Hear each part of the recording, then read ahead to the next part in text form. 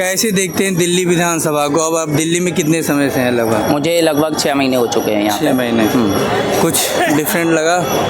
दिल्ली में डिफरेंट क्या, मतलब यहाँ की कानून व्यवस्था तो सबसे लचर चली रही है, जो लगातार मैं देख रहा हूँ। तो उस पर तो कुछ कहना या ना कहना एक जैसा है। हर रोज एक कोई ना कोई मर्डर हो ही रहा है, ये अपन देख ही रहे हैं। अच्छा, अभी का कुछ घटनाक्रम के बारे में क्या कहना चाहेंगे जो आपने देखा? अभी दिल्ली के न्यूज़पेपर पढ़ रहे हैं, कहीं मर्डर हो रहा है, कहीं हफ्ता वसूली मांगी जा रही है, इस पर रंगदारी चल रही है। मतलब कानून व्यवस्था तो यहाँ की एकदम लचर चल रही है। अच्छा, जो अरविंद केजरीवाल जी कह रहे हैं कि दिल्ली की जनता ने हमें शिक्षा, स्वास्थ्य, सड़क जो व्यवस्था थी उसको हमने सुधारा, लेकिन लॉ एंड ऑर्डर हमारे हाथ में नहीं, आप उस चीज़ को कह रहे हैं। बिल्कुल। अच्छा, अभी पुलिस के जो जवान थे भी उन्होंने थोड़ी फटकार लगाई, उस पर आप खुद नाराज? बस इसका सीधा सा मतलब यही है कि कोई भी चीज़ अगर आप सही दिखाना चाहोगे भी तो वो नहीं दिखाने देंगे, क्योंकि उनका काम ही है केंद्र के लिए काम करना, भाजपा के लिए काम करना, ये तो सभी जानते हैं। नहीं, आप पुलिस को इस तरह से कैसे कह सकते हैं? नहीं तो वो संविधान से चलती है, पार्टी से संविधान से नहीं चलती है। संविधान से चलती है तो हमेशा जितने भी गलत लोग हैं उनके तुरंत ही कंट्रोल होती है, क्राइम कंट्रोल होता है अगर संविधान से ही चलती। भाई क्राइम लगातार बढ़ रहा है तो कहीं ना कहीं पुलिस का फेलर ही है। तो ये सारी चीजें। एक बहुत चर्चित टीचर है अवध ओझा जी, जो लोकसभा चुनाव में कई पार्टियों से बात हुई और उन्होंने अंत में कहीं ना कहीं आम आदमी पार्टी का दामन थामा है और इस बार दिल्ली विधानसभा चुनाव लड़ने की तैयारी कैसे देखते हैं आप? वही है, फिर से सरकार आएगी और जो काम नहीं हो पाए हैं केंद्र के परेशान करने की वजह से, वो केंद्र की वजह से रुके हुए कामों को फिर से आगे बढ़ाएंगे। बस एक यही उपाय है। और शिक्षा व्यवस्था अच्छी की है, सबसे अच्छी बात है कि उन्होंने शिक्षा व्यवस्था अच्छी की है। केजरीवाल शिक्षा व्यवस्था अच्छी की आप कह रहे हो? हाँ। और क्या सुविधा? अन्य राज्यों की अपेक्षा मुझे ऐसा लगता है, मैं ये नहीं कहूँगा कि एकदम से सॉलिड सही कर दी है, मैं ये भी नहीं कहूँगा, लेकिन अन्य राज्यों से काफ़ी अच्छा ग्रोथ है। अच्छा, ये जो एजुकेशन मॉडल कहते हैं, क्या और जगह नहीं नजर आता है? गवर्नमेंट की तो बुरी हालत है। आप जाइए एमपी में, जाइए यूपी में, जाइए सरकारी स्कूलों की तो ऐसी हालत है कि कोचिंग का जो व्यवसाय बढ़ रहा है तो वो इसीलिए बढ़ रहा है क्योंकि गवर्नमेंट अपने अंडर में एजुकेशन सही से ले नहीं रही है। ठीक है, तो स्वाभाविक है दूसरी साइड में कोई ना कोई इफेक्ट आएगा, कहीं ना कहीं व्यापार बढ़ेगा, वो चल ही रहा है। और वो इसीलिए चल रहा है क्योंकि एजुकेशन गवर्नमेंट स्कूलों में नहीं है अच्छी। अच्छा, अभी 4 जून को रिजल्ट आए हैं जिसमें दिल्ली की 7 की 7 सीटें कहीं ना कहीं बीजेपी काबिज है। आप कैसे? वो देखो पब्लिक का मूड है, उसे लगता है कि केंद्र में मोदी जी अच्छा काम करेंगे। अच्छा, ये बात है, मतलब पब्लिक समझ रही है कि राज्य के लिए आप सही है और हाँ, यहाँ की पब्लिक को ऐसा ही लगता है और लगता है तो सही होगा। पब्लिक की वो हम गलत नहीं कहेंगे। फिर इसमें मीडिया की भूमिका भी मेन रहती है। मीडिया भी अब क्या ज्यादा दिखाता है, क्या कट करता है, ये भी तो इम्पोर्टेंट रहता है। कैसे देखते हैं दिल्ली विधानसभा चुनाव 2025 का?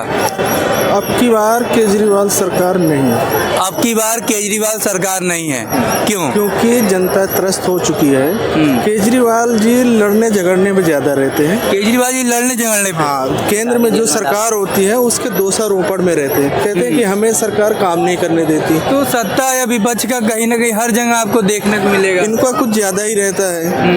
इनका कुछ ज्यादा रहता है। जब शीला दीक्षित की सरकार थी, केजरीवाल से पहले शीला दीक्षित की सरकार थी, 15 साल रही। केजरीवाल जी यही कहते थे कि मुझे कांग्रेस काम करने नहीं देती। तब केजरीवाल कहाँ थे जो कांग्रेस जाएंगे? केजरीवाल जी केंद्र में जब वो थे, क्या नाम से, केंद्र में कांग्रेस की सरकार थी, आम आदमी जब आए थे, हमें कांग्रेस सरकार काम नहीं करने देती।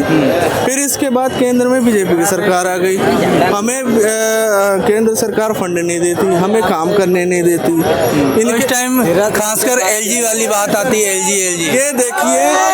ये देखिए जब आप काम न कर पाओ तो पब्लिक का माइंड डाइवर्ट करने के लिए कोई कंट्रोवर्शियल चीज उठा दो तो काम तो भैया कह रहे हैं कि केजरीवाल ने तो अपने स्तर से काम ठीक किया, लेकिन लॉ एंड ऑर्डर जो दिल्ली का है, जो गृह मंत्री के अधीन आता है, वो कहीं ना कहीं सही नहीं है। नहीं, ऐसा तो नहीं है। हाँ। ऐसा नहीं, क्या केजरीवाल के लिए मतलब ऐसा कर दिया कि केजरीवाल नहीं कर पाए? कहाँ परेशानी हुई? केजरीवाल ने जो गलत काम किया या जिसने भी गलत काम किए, ईडी का हक है या सबका सरकार का हक है जांच कराना, सर्वे कराना, सजा दिलाना, वो तो सरकार के काम में कोई भी है, कांग्रेस सरकार सरकार में इतने सारे मंत्री रहे, जो भी है, आप सुरेश कलमाड़ी रहे और ये क्या नाम से नेशनल हेराल्ड में राहुल गांधी और सोनिया गांधी, इनका पी चिदम्बरम वगैरह सबका रहा। और ये इनको जब इनके ऊपर केस चला, जेल गए, सब कुछ किया। केजरीवाल जी के ऊपर जब एलिगेशन लग रहे हैं कि आपने ये घोटाला किया है, उसमें जीडी ने साक्ष्य पाए, आपको 9 बार समन गया है, आप नहीं गए तो पकड़ के ले गई आपको।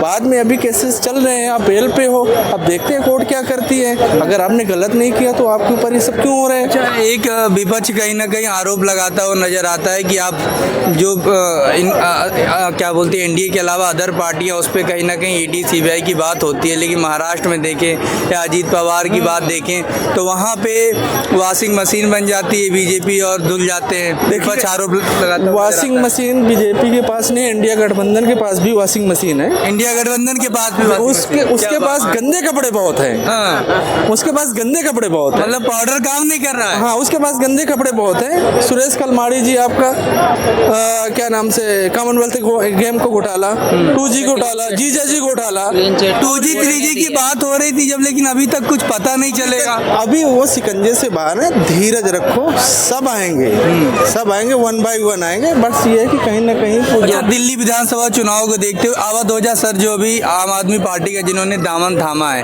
कैसे देखते हैं? बहुत चर्चित। अवध ओझा जी राजनीति में आने का मतलब होता है जनता की सेवा करना। अवध ओझा का सीधा एक स्टेटमेंट है कि आपको अगर पैसे कमाने हैं तो राजनीति में आए। तो अवध ओझा जी राजनीति करने नहीं आए, अवध ओझा जी सिर्फ पैसे कमाने आए हैं। पैसे के तो उनके पास अथाह है, बोलने मैं तो भिखमंगा था, उनका अभी स्टेटमेंट सुनिए, मैं तो भिखमंगा था, कहाँ मैं पहुँच गया, आज अब मैं देश की जनता की सेवा करूंगा। पैसे की कमी या पैसे की भूख किसी की पूरी नहीं होती। वो भी हो सकता है कुछ क्रूज वगैरह लेना चाहें या हवाई जहाज वगैरह लेना चाहें, उसके लिए आप शीश महल और वहाँ क्रूज की बात कर दे रहे हैं, कहीं ना कहीं टारगेट कोई और है। नहीं, अब भाई अब वो शीश महल उन्होंने बनाया तो उनका भी शायद कुछ टारगेट होगा।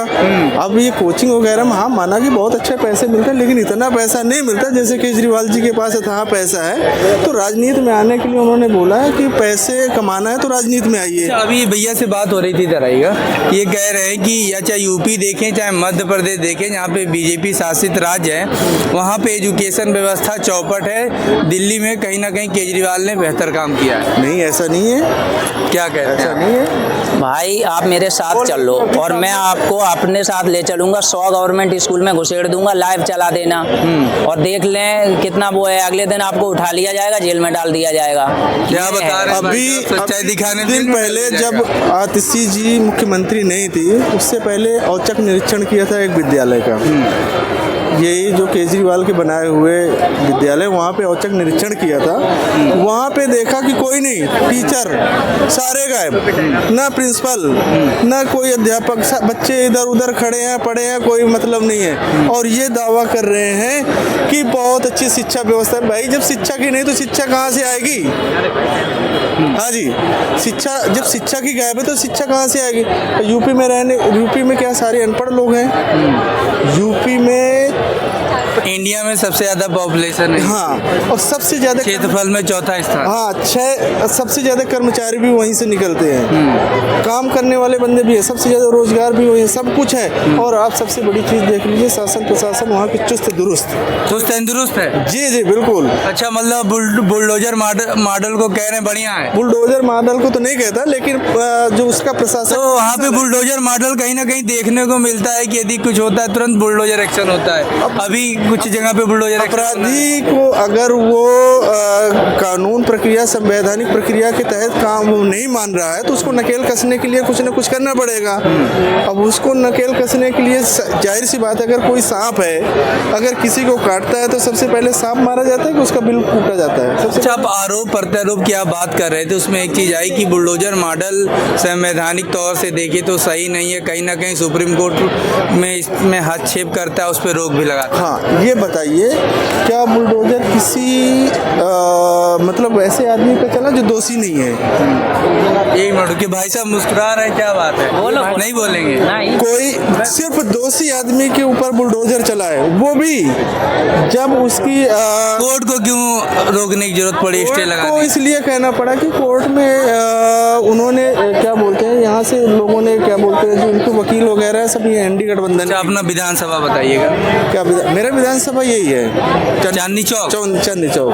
बुलडोजर मॉडल को लेके भैया कह रहे हैं बिल्कुल सही है, सुप्रीम कोर्ट से फटकार भी लगती है यूपी गवर्नमेंट को। भाई एक बात बताइए, 4 भाई हैं और उसमें एक बढ़िया आदमी है, एक अपराधी है।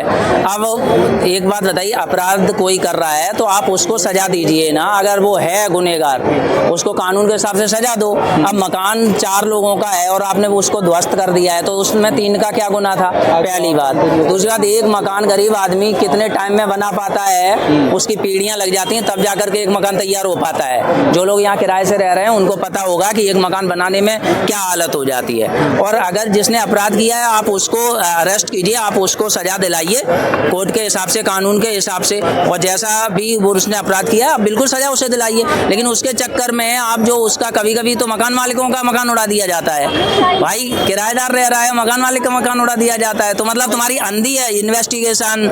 आपके जो जितनी टीमें रहती हैं वो सब अंधी हैं, उनको इन्वेस्टिगेशन करना ही नहीं आता है कि मकान मालिक कौन है, किराएदार कौन है। अपराध जो कर रहा है उसे सजा दो ना, उसे सजा दिलाओ।